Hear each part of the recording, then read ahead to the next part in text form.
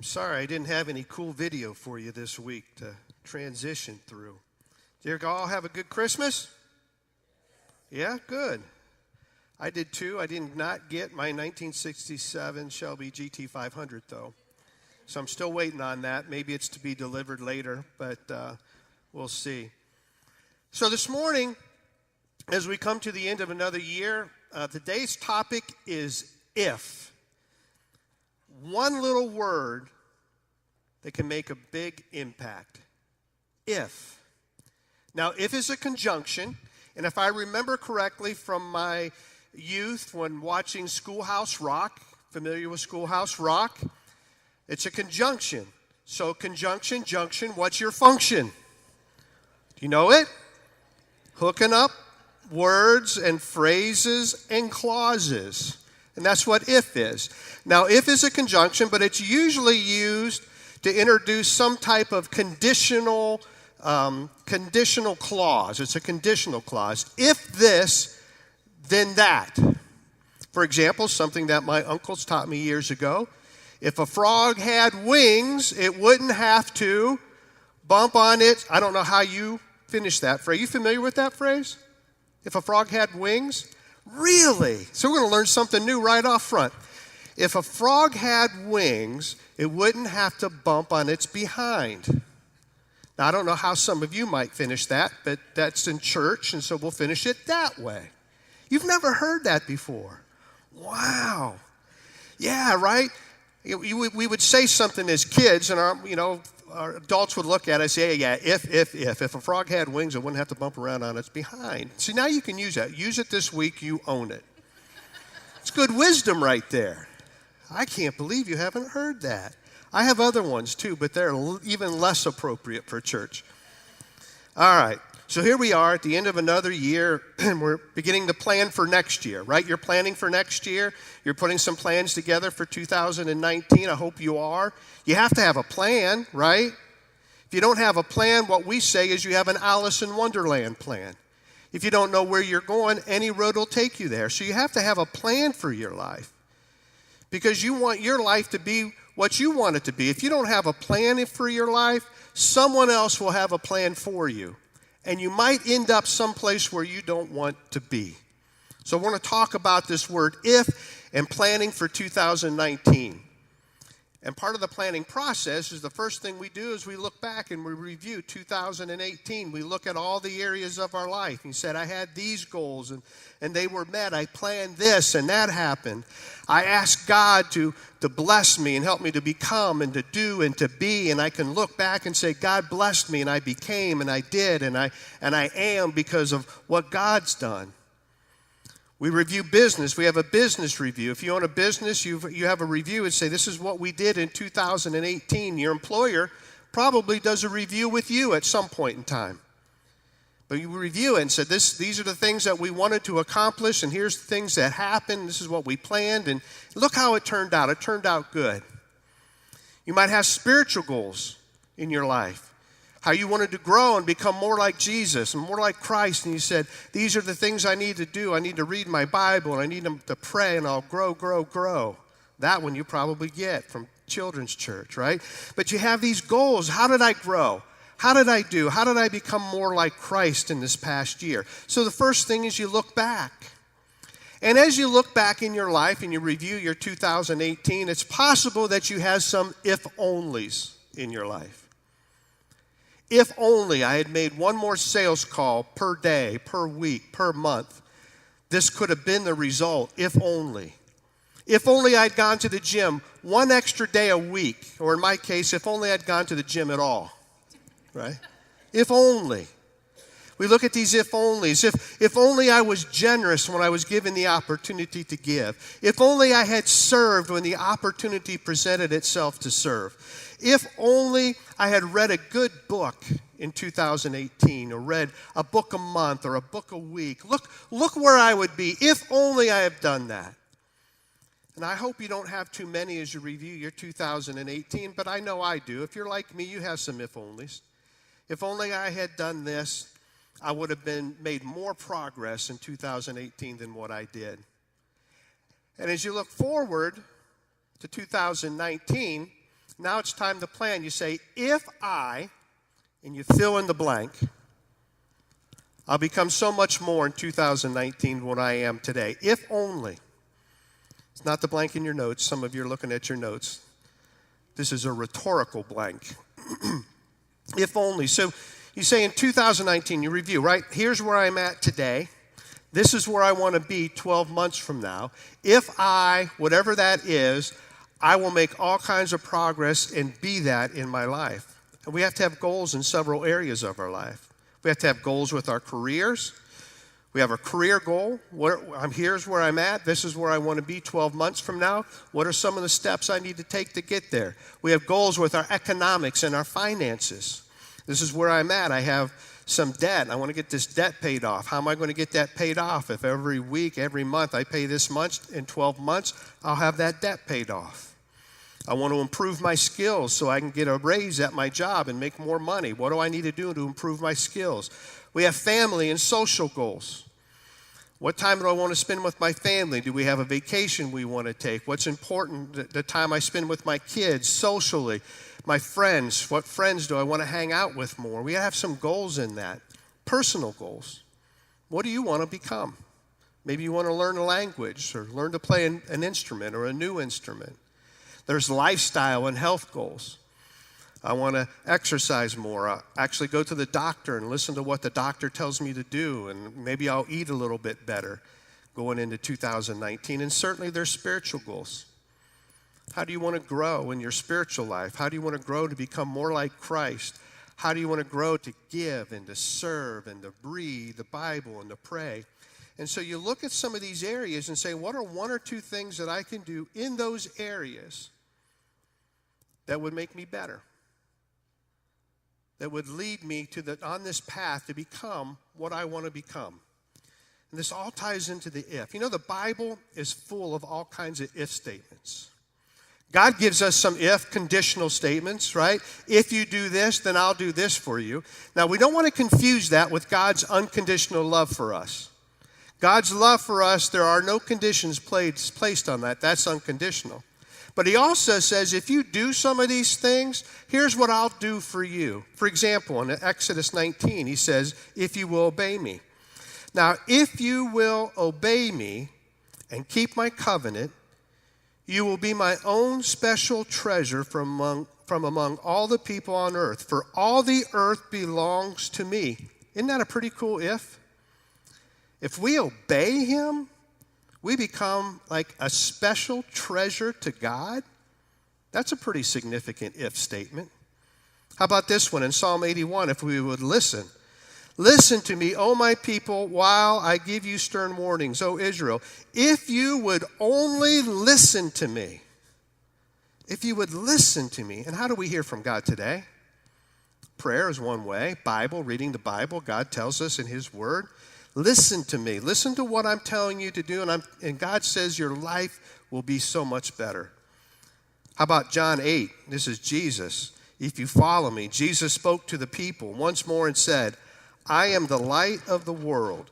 If you follow me, you won't have to walk in darkness because you will have the light that leads to life. Jesus said, if you follow me, you won't have to walk around in darkness. You can walk around in light. You won't be confused. I will give you information. I'll give you enlightenment. I'll enlighten you on what you need to do and where you need to go. If you follow me, you can have this. There's if-onlys in the Bible too. Did you know that? In the book of Job alone, there's 9 if-onlys. After Lazarus died, Lazarus and his sisters, Mary and Martha, were special friends of Jesus, and Lazarus died, and Jesus shows up on the scene. And the sisters say to Jesus, if only you had been here, our brother wouldn't have died. Here's one more really significant if statement. 2 Chronicles says this, if my people who are called by my name will humble themselves and pray and seek my face and turn from their wicked ways, I will hear from heaven and will forgive their sins and restore their land. That's a pretty significant one. That's a good one to know. What does it say? My people. If my people, it says his people, not everyone. It says, God says, if my people, if his people will just humble themselves, and if they'll pray, and if they'll seek my face, and if they'll turn from their wicked ways, I can do all kinds of great things for them if they do it. So you see, if is a very important word. It's true in every area of our life. It's like this law of God's nature, this if that goes on. So I'm going to talk to you about 4 ifs that make life worthwhile. The first one is if you learn. If you learn. You need to get information. You need to learn things. You need to be in a continual mode of learning things. You have to learn. Every chance I get when I talk to young people, especially those that are still in school, I tell them, you got to learn. You got to get knowledge. It's important. You got to learn now. You got to know how to read and to write. You need to know arithmetic, but you need to learn. Take advantage of it now while it's free. Take advantage of it now while it's free and learn something. Learn as much as you can.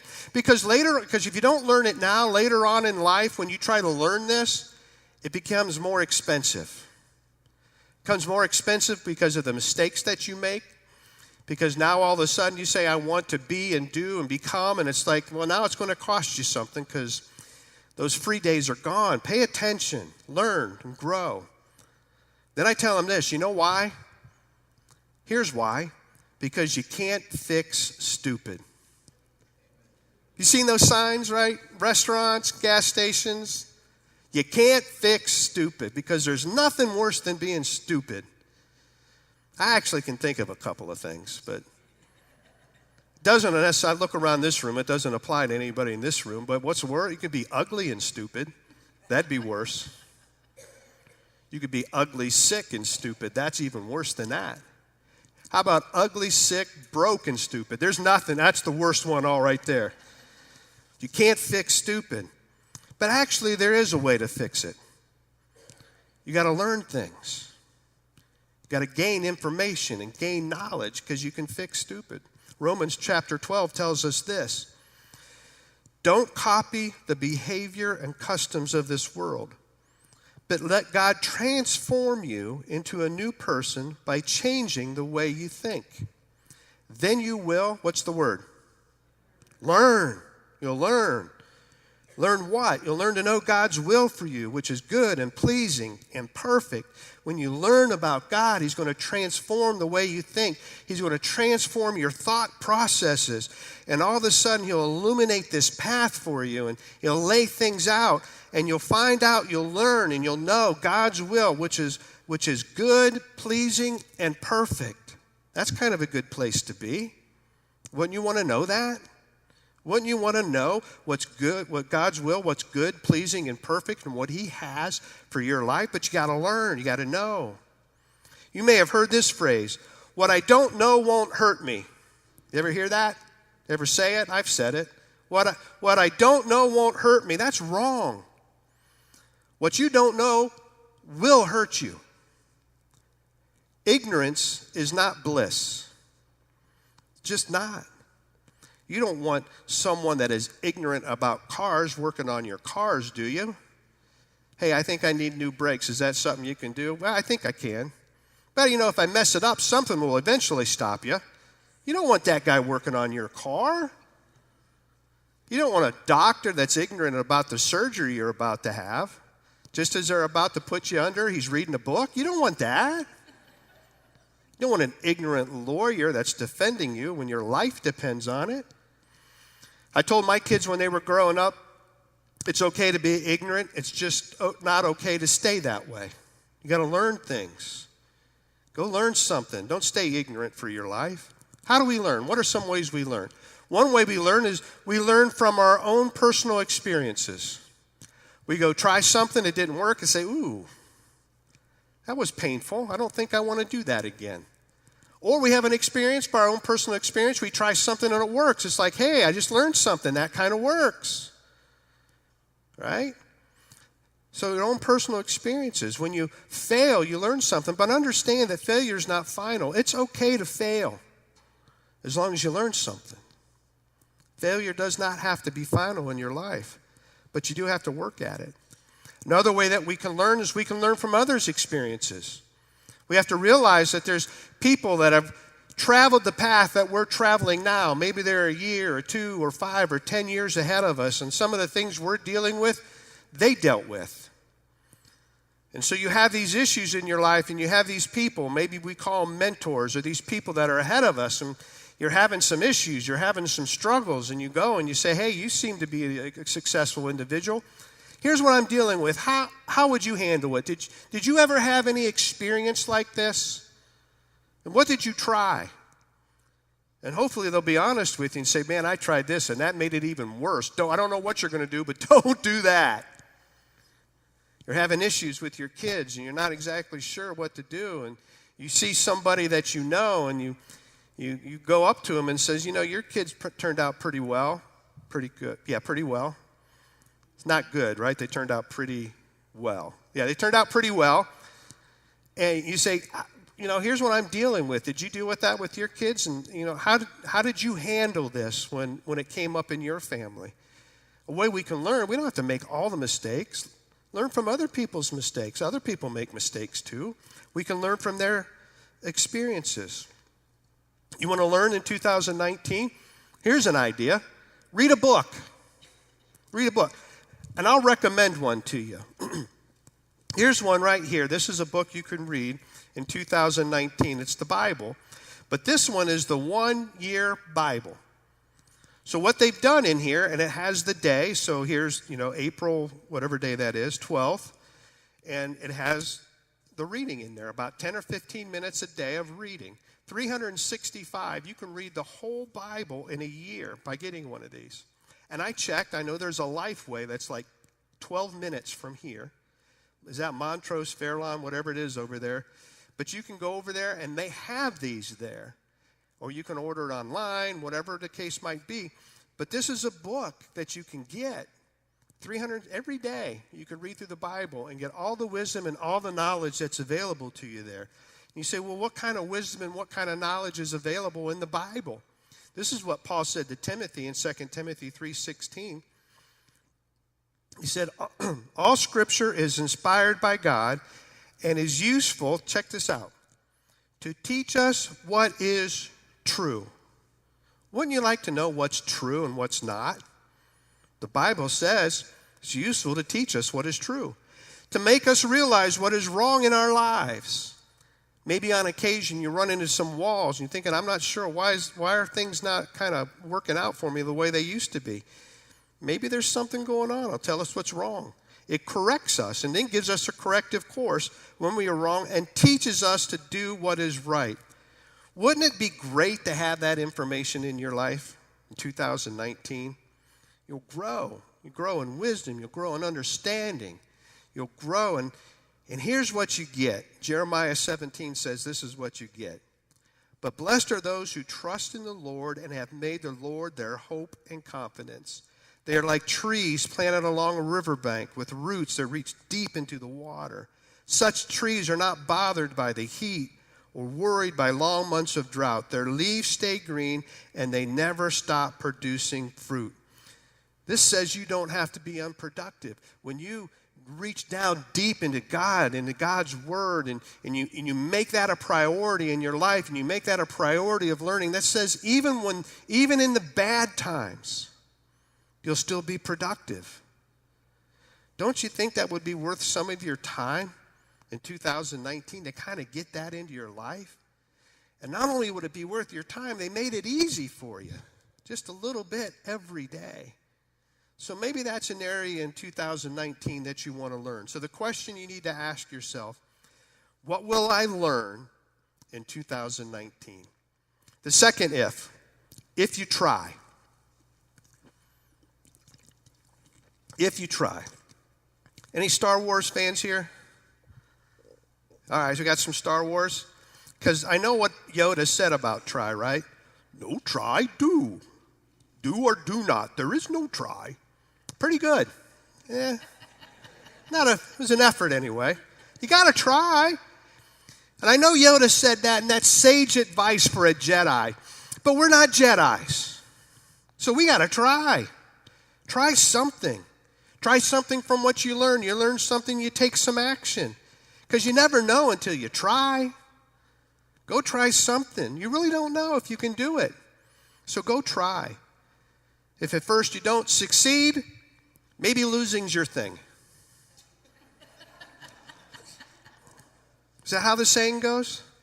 How's the saying go? If at first you don't succeed, try again. You try to jump over the bar and you don't make it. You try again. You try to make the shot, you don't make it. You try again. You try to fix it and you can't fix it. You try again.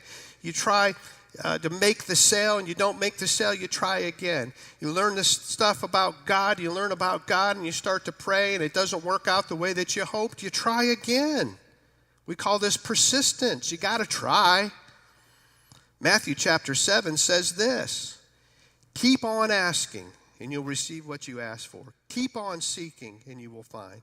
Keep on knocking and the door will be open to you. For everyone who asks receives, everyone who seeks finds, and to everyone who knocks the door will be open to you.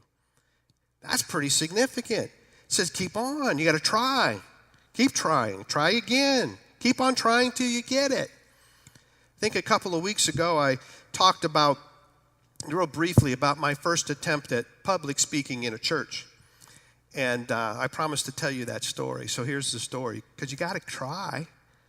So I grew up in a church. The church I grew up in, they had this one Sunday where the teenagers were going to be involved in the service. Everything from leading worship to even talking from what we would call the pulpit at that time.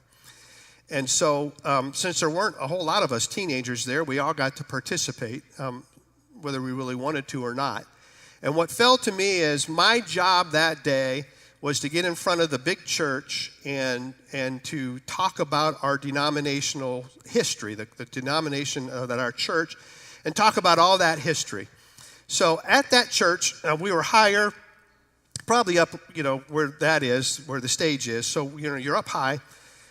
And the pastor at that time had this big pulpit. I mean, it was this big, right? It was this wood. So you could crawl in there and hide if you really were bad. And so, and it was sturdy because you could hang on and you could not move that thing. And so I'm behind this big pulpit and I'm nervous, and I love that big pulpit because I could hang on to it. And my knees were shaking and nobody could see it. I'm getting sweats right now just talking about it. And I was sweating. Do you know the number one fear for people is public speaking? Did you know that? I think number 3 is death. So people would rather die than get in front of a crowd and speak. Well, that was me that day.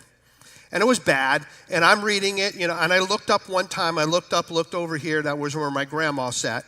And my grandma, she was smiling because my grandma thought I was great. I could have been an axe murderer and my grandma would have thought I was great. No doubt. And so, grandma's smiling. She thought I was doing a great job. I was not doing a great job. I did not look up again. I read it, and then I tried to find the exit off of that platform. It was an unmitigated disaster. And I don't know why I tried again. Except that this: if you're called to something by God, you have to try again. Every single time, people don't believe this is 100% true. Every single time before I take a platform to speak, my nerves, my stomach, it all goes back to that. The enemy tries to remind me of how horrible I was. And I get that. But you got to try again. Whatever God is calling you to do in your life, and you try it, and it doesn't work, you got to try again, especially if you know God's calling you to do that. You've got to mark out a path for your feet. Proverbs 4 says this, look straight ahead. Fix your eyes on what lies before you. Mark out a straight path for your feet. Stay on the path. Don't get sidetracked. Keep your feet from following evil. Mark out a straight path. Keep going if you try. So what will you try in 2019 that you've kind of been holding back on, but you kind of know God really wants you to do this in your personal life, in your business, in church service? What is it that he's calling you to do? You got to try. The third if that makes life worthwhile. If you stay. If you stay. You got to hang in there. Got to hang in there. Some people will go and they'll plant in spring, they'll plant their farm, they plant it in spring, and then they leave. They leave during summer. They don't have a harvest in the fall, and they say it's too hot. Summer's too hot to go out there and work in the fields. Look at all those weeds. I don't want to deal with those weeds. Oh my goodness, the bugs. There's bugs all. I'm not going out of there. And they don't stay. They don't stay through all the seasons. Winter turns into spring. Spring turns to summer. Summer goes into fall. Winter, spring, summer, or fall. All you have to do is call, right? We have to stay through the seasons. Every season of life, we have to be there through the good times and the bad times. You just don't go away. You got to stay when things aren't going the way you want to. You've decided to play this game. And when you're playing the game, no matter how it's going, you don't leave at halftime. You come back after halftime and you stay and you continue to play the game. Go through the seasons. Go the whole distance. Nobody just builds a foundation without completing the house. People would say that guy's stupid. Matter of fact, it says in Luke 14, it says, don't begin until you count the cost. For who would begin construction of a building without first calculating the cost to see if there's enough money to finish it? Otherwise, you might complete only the foundation before running out of money, and then everyone would laugh at you. I think those of us that live in this area know this verse better than anybody in maybe the world. I grew up in Cuyahoga Falls, go to the corner of State Road and Portage Trail. And there's this tower. Someone didn't count the cost. They didn't stay to the end, and people laugh at them. They still have really creative names for that tower. And some of you have used it. It's all right. You can repent today just like I will, because I've used it too. Right? We know what that's like. You got to go the distance. You got to finish. You just don't start something and not stay until it's done. 2 Corinthians chapter 4 says this, therefore, since God in his mercy has given us this new way, we never give up. You could stop there, but let's go on. All of this is for your benefit. And as God's grace reaches more and more people, there will be great thanksgiving, and God will receive more and more glory. That is why we never give up. Though our bodies are dying, our spirits are being renewed every day. For our present troubles are small and won't last very long, yet they produce for us a glory that vastly outweighs them and will last forever. So we don't look at the troubles we can see now. Rather, we fix our gaze on the things that cannot be seen. For the things we see now will soon be gone, but the things we cannot see will last forever. God's word says never give up, especially if you're called by God.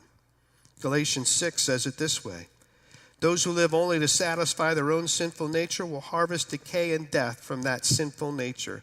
But those who live to please the Spirit will harvest everlasting life from the Spirit.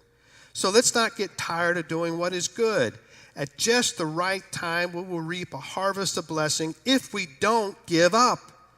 Therefore, whenever we have the opportunity, we should do good to everyone, especially to those in the family of faith. A harvest of blessing is coming if you don't give up, if you stay. It says continue to do good, continue to grow, continue to learn, continue to try, and that harvest of blessing will come if you stay.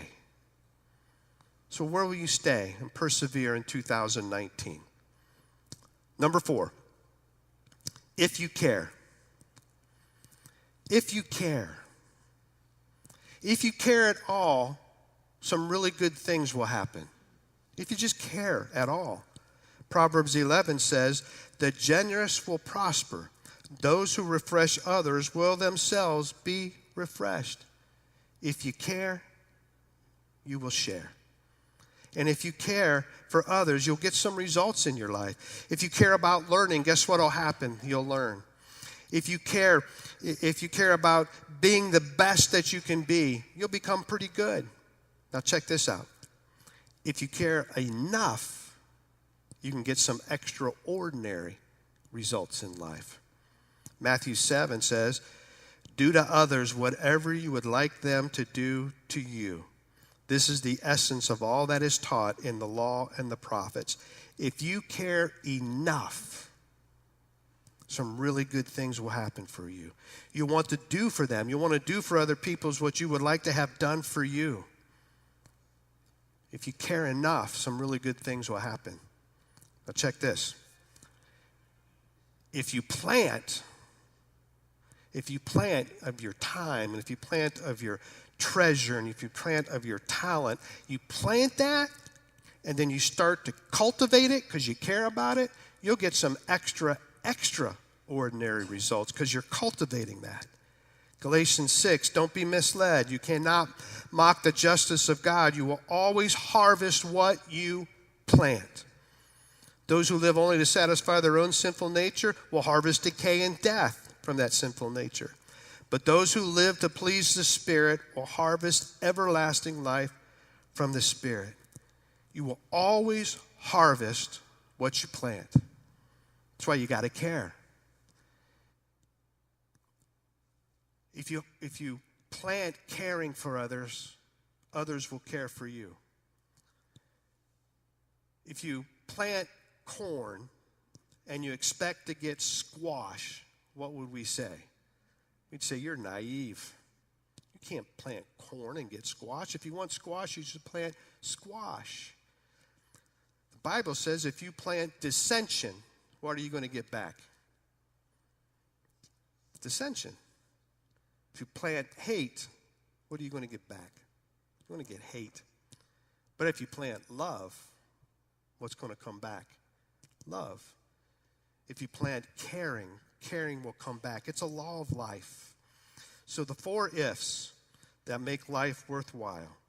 If you learn, you'll change yourself. If you try, you will find out just how much you've changed. If you stay, you'll be able to change those around you. And if you care, you will change the world. The 4 ifs that make life worthwhile. But wait, don't go, because I have a bonus for you. Like that guy on the TV. Wait, if you buy today. Here's the bonus. A bonus if. If you believe. If you believe. You got to believe in something, right? Don't you have to believe in something? How about this? Believe in yourself. That's a good place to start. You got to believe in yourself because there might not be anybody else that is. Got to believe in yourself. If you believe in yourself, other people will believe in you. How about believing in others? That'd be great. You ought to believe in others. There's things that others can do, and there's things that you can do, so believe in others. But you also got to believe in something more, something bigger, something grander, something more significant, something more magnificent than even that. You got to believe in more. There's a story from Mark chapter 9. In Mark chapter 9, there's this father that has a son, and this son is possessed by evil spirits. And so this son, out of desperation, this father, out of desperation, takes this son to Jesus' disciples, to have Jesus' disciples cast out these evil spirits. Well, the disciples can't do it. Then all of a sudden, Jesus comes on the scene. And all the attention changes in focus to where Jesus is. Jesus comes on the scene, says what's happening, and they kind of tell Jesus. And this is what Jesus says in Mark chapter 9, verse 19. You faithless people! Exclamation point. So there was emphasis there. You really don't want to have Jesus telling you that. But that's what he says. You faithless people, how long must I be with you? How long must I put up with you? Bring the boy to me. He's basically saying, how long until you believe? You have a lack of faith. Why aren't you believing? Jesus says you need to have an active faith in your life. You have to believe. Story goes on. The father brings the boy to Jesus, and Jesus asks, how long's he been this way? And he says, since he was born, he's kind of been this way. And he throws himself in fire, throws himself in water, and all kinds of really bad things are happening. And then the father says to Jesus, have mercy on us and help us if you can. Whoa. Says that to Jesus. If you can. Verse 23 says this. Now, I'm not exactly sure how Jesus said this. I mean, I imagine in my mind, but probably goes like this. What do you mean, if I can? If the father's name would have been Willis, he said, what you talking about, Willis? Right? What do you mean if I can? What do you mean if I can? And then Jesus says this. Anything is possible if a person believes. Whoa. Oh, man. That's strong. Anything is possible if a person believes. And the Father cries out, I do believe. Help me overcome my unbelief. Jesus cast out the evil spirit. The boy went home with the Father that day. See, that's something that's bigger, grander, more significant, more magnificent. That's something to believe in. And the point of that story for you and for me today, anything is possible if a person believes. All things are a possibility to you if you believe in the right things. You have to have that faith in God. You have to develop that faith to a deeper level. That's my hope and my prayer for you in 2019, that you will develop that at a much deeper level. So if you learn, if you try, if you stay, if you care, and if you believe, can make 2019 one of the best years of your life.